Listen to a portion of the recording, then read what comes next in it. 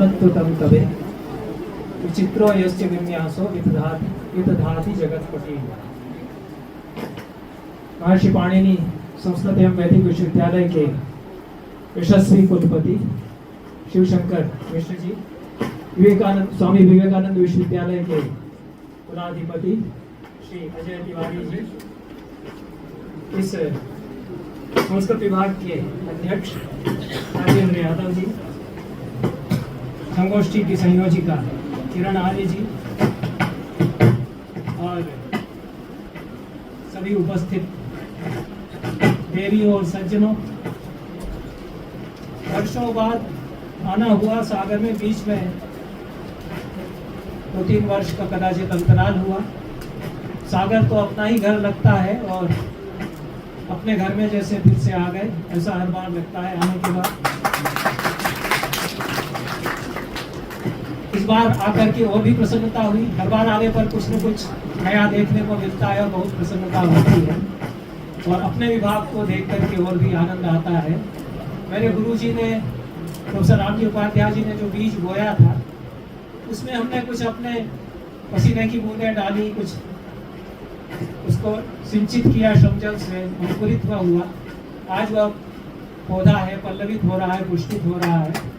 और ये सबसे पुराना विभाग रहा विश्वविद्यालय का। 1946 में यूनिवर्सिटी बनी थी और संस्कृत विभाग सबसे पुराने विभागों में, यहाँ सबसे पहले जो विभाग खुले उनमें से एक विभाग था। और B.A. मापटे साहब जो बड़े प्रतिष्ठित वैदिक साहित्य के विद्वान थे, वो रीडर और अध्यक्ष होकर के उस समय आए थे। और लगभग उसी समय हमारे गुरु जी प्रोफेसर रामजी उपाध्याय भी यहाँ आए। बड़े यशस्वी लोग यहाँ पर रहे हैं और अंतर्राष्ट्रीय ख्याति इस विभाग की रही है। उस ख्याति को आप लोग बनाए हुए हैं।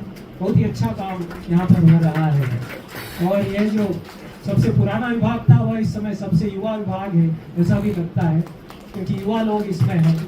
और इतना भावहीन आयोजन उन्होंने सबने मिलकर के किया है। मुझे बहुत ही अच्छा लगा कि कितने मनोयोग से किरण जी ने, शशि जी ने और उनके सब सहयोगियों ने, वो किरण जी को तो उनके अर्धांग का भी सहयोग मिलता है, तो बड़ी शक्ति है इस विभाग में। और सबसे अच्छी बात यह है कि हिंदी विभाग के आचार्य इसके अध्यक्ष हैं।